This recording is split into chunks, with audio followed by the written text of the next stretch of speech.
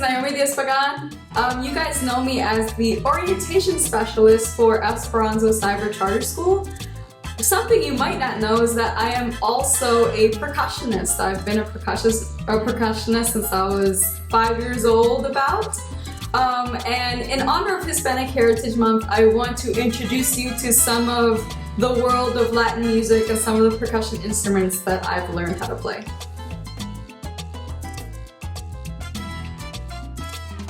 Well, what started my love for Latin music definitely had to be my dad.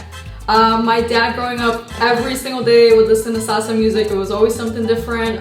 Definitely a lot of the old school Fania All-Stars, Hector Lavoe, Frati Rui, so many different CDs that my dad would put in the car on the way wherever we were going. And I would definitely say that started my love for Latin music. Eventually what continued my love for Latin music was finding AMLA. My mom used to work for AMLA way back when Jesse Bermudez was here. And then I used to come with my mom all the time to AMLA and just explore the classrooms until one day I found Mr. Jeffrey Johnson's classroom, which was the percussion room or the drum room. And I was in love ever since.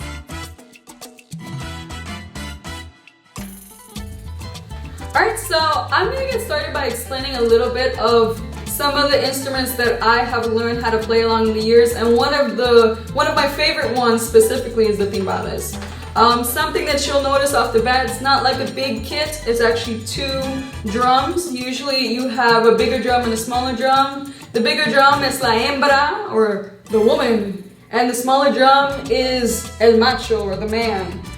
You also have drumsticks that look just like this. Now they do look different from our other drumsticks that you see drummers use on the big kit, and I can show you what that looks like.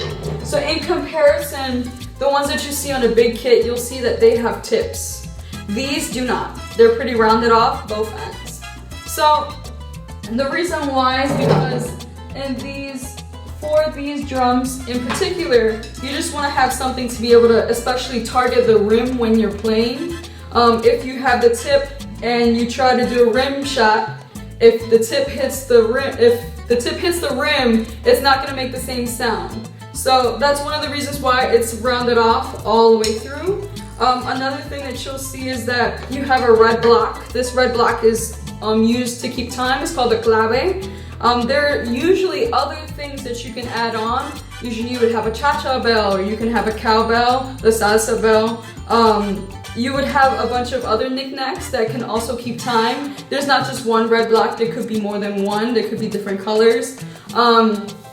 Also, this area in particular would be used to also keep time or fill in some extra space with sound. So obviously, like I said before, this is the hembra, this is the macho. You would think that the bigger one would be a macho, but no, the reason why this smaller one is the macho is because of its sound, its piercing sound. It's a strong sound compared to this one. It's a lower sound for the hembra. It's a more piercing sound for the macho, which is why they named it like that. Aside from that, like I said, I guess I can show you a little bit. One of my teachers, his name was Nelson Miranda. The first thing he taught me was how to keep time on the cascaras, which is the side. And it's gonna be funny, but he taught me this way. I don't like cabbage, I like potatoes. I don't like cabbage, I like potatoes. And you would keep that going, and then over here you would keep time.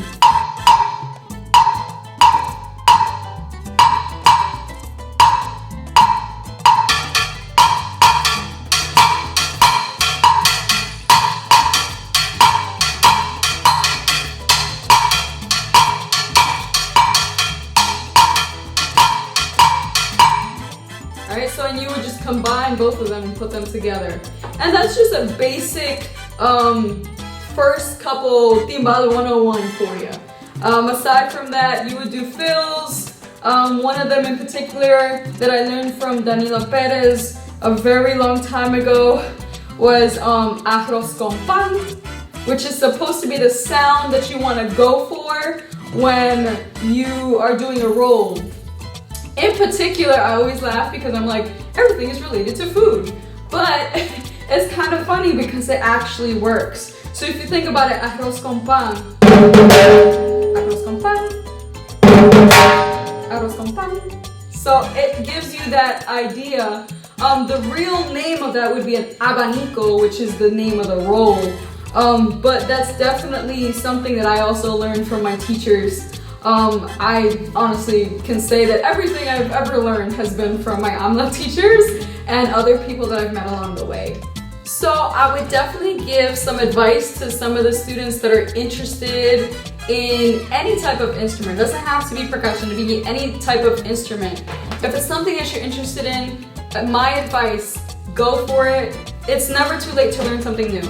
It's never too late to want to try something. I would definitely emphasize that you want to practice. Practice does not make perfect, but practice does make progress, and you do get better.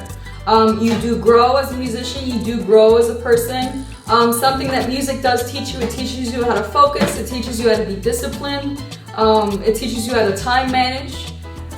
Something else that I would also encourage you is that if you're close by Philly, to definitely reach out and find AMLA or a program similar to AMLA. If you're a little further from Philly, I would definitely find a place that offers some type of music lessons. Like I said, it's never too late to learn something new.